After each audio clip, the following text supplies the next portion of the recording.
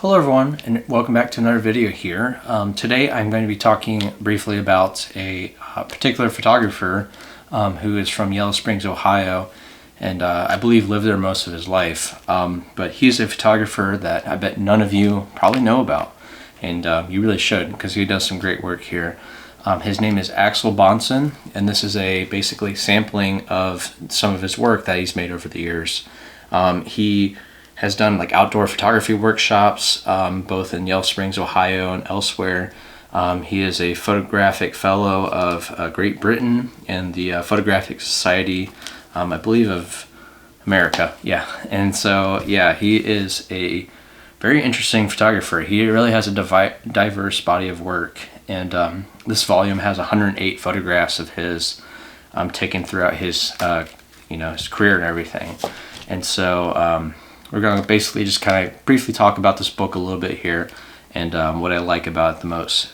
So it's all black and white film photography prints. I'm not too sure about the format of them, if it's like 8x10 slide film, if it's medium format or 35 millimeter. There's not much detail given except for like basically the inset of the book and some details in the back about his life. And there's one photograph in here of the 108 that is a self-portrait. There's a couple at the beginning here. But this is a nice, really nice book from the Yellow Springs Historical Society that's long been out of print here. This is the 2010 edition, and luckily I nabbed a copy on the internet. So there's some notes here. It's a little bit of like a foreword about his life.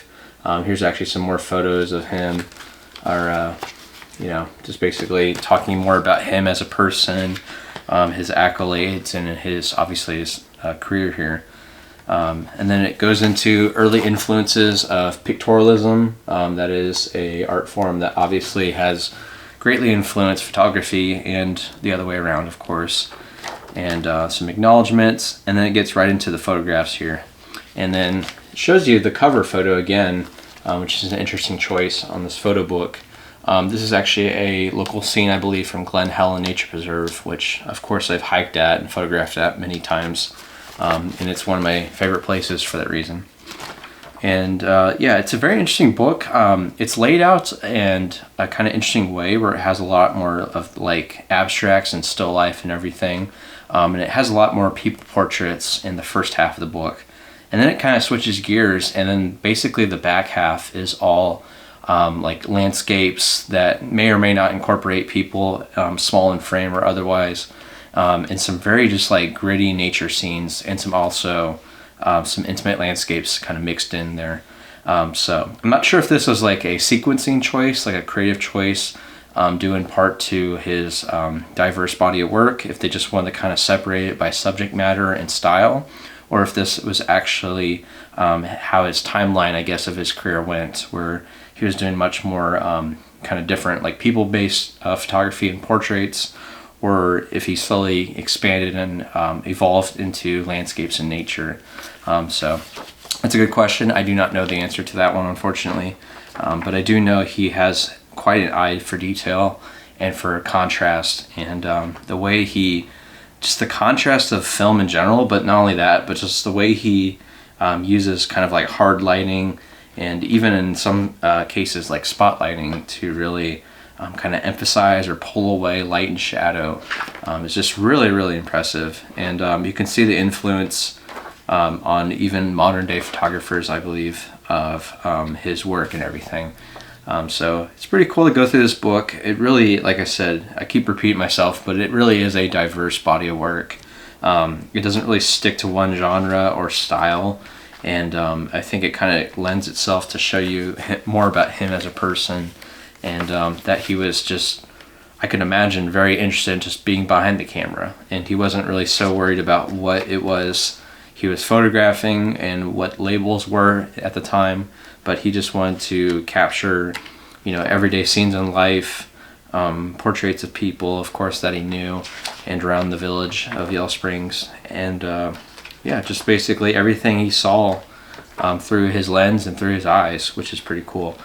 So very cool, very nice photo book. It's pretty cool to say I've been to a few of these locations, and can recognize some familiar spots, but these were obviously taken many decades, long before I, of course, walked through them. But like I said, it's really just a nice, simple, laid out photo book. Not too much text, not really anything at all, really, through the actual book. Just simply the photos on a white kind of background of the page, and then it has a small little text of the title of each photo at the bottom in the center. So very nice book here. It's very interesting to see. I highly recommend if you can pick up a copy. I think I got this one for about $20 to $30 online, like I said. And it's a pretty neat photo book of a photographer that I bet none of you have ever heard of, but now you have. And so even if not, just look up his work online. He's done some really great stuff with his life, and I think you'll like it. Thanks so much for watching, everyone. I hope you enjoyed this video. Like I said, pick up a photo book. It's such a different experience compared to online or internet based viewing of photography nowadays, and it's just really a refreshing way of format to really appreciate photographs one by one here on the pages.